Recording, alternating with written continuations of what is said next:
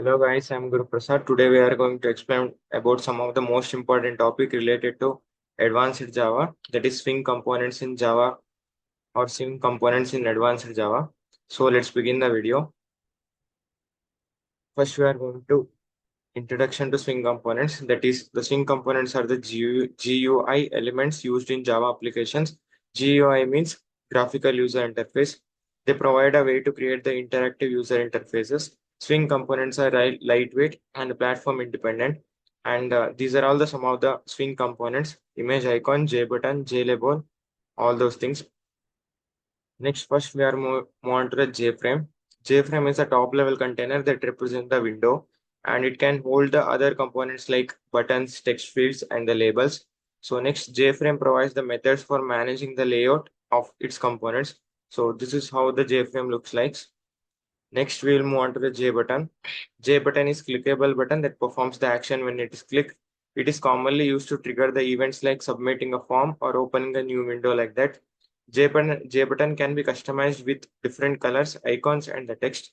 So this is all about the JButton. It is like action performer, or we have to add the action listener to perform the JButton. So next we are going to move on to the JLabel.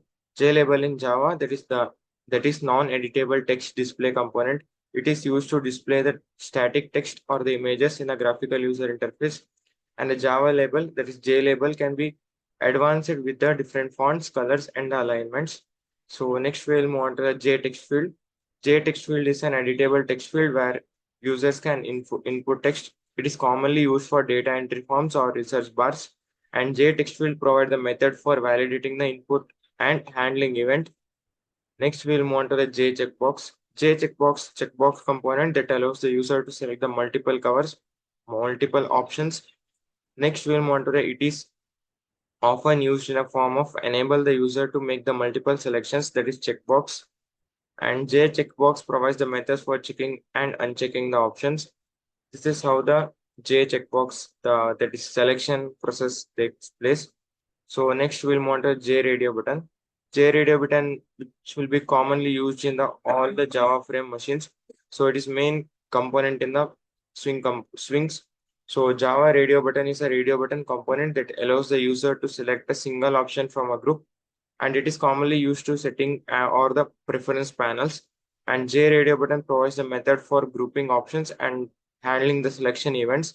This is how the JRadio button can be looks like. It is like round, so we have to select one of the options among all four options. In this example, the Java is selected. So this is how the JRadio button is works. Next, JPanel. JPanel is container that holds the container and that holds and organizes the other components, and it is used to group the related components together and manage their layout. JPanel can be nested within other containers to create the complex layout.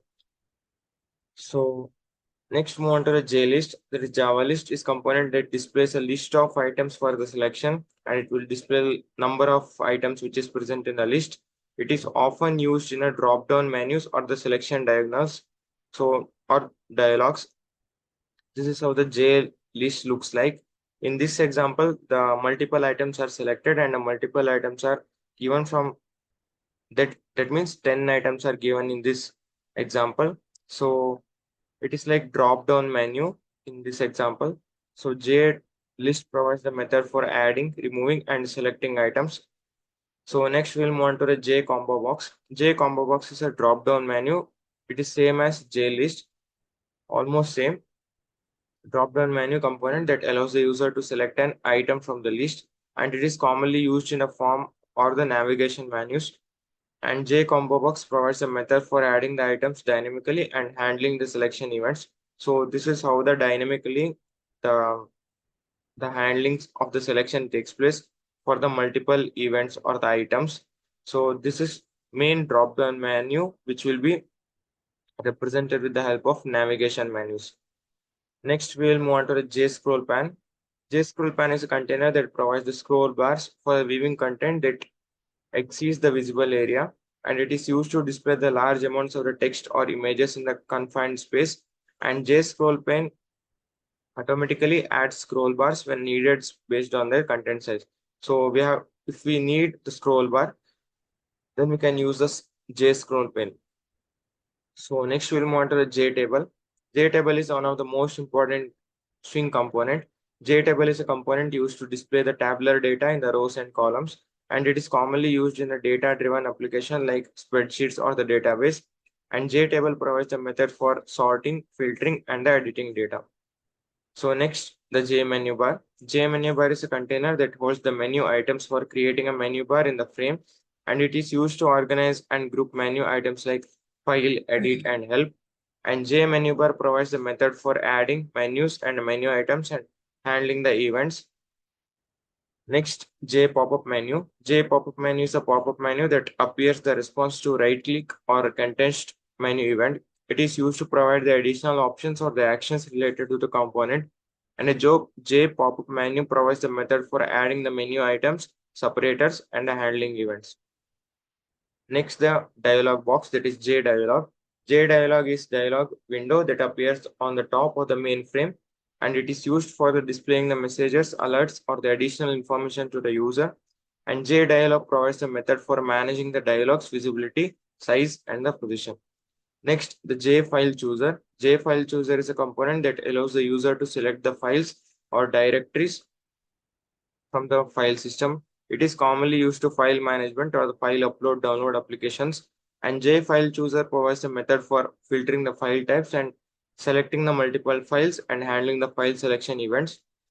So next one is J option pane. J option pane is a dialog box that displays a message or the prompt to the user. It is used to showing the alerts, confirmations, or the input dialogues. J option pane provides the method for customizing the message, icon, and button display. Next, JSplit pane. JSplit pane is a component that is used to divide in two components into the resizable divider. That means it will divide the big panel into multiple small, or it will divide the smaller ones. It is commonly used to create the resizable panels. That means the JSplit pane can be split the panels into the multiple panels. That is, the size can be reduced compared to the original one. The JSplit pan provides the method for setting the orientation, size, and the position of the divider. Next is J toolbar. J toolbar is a container that holds the button or the other components for a quick access of the actions. It is commonly used to provide the shortcuts for the common operations like save, undo, or print. J toolbar provides the method for adding buttons, separators, and handling the actions. Next, this is all about what is that? Swing components.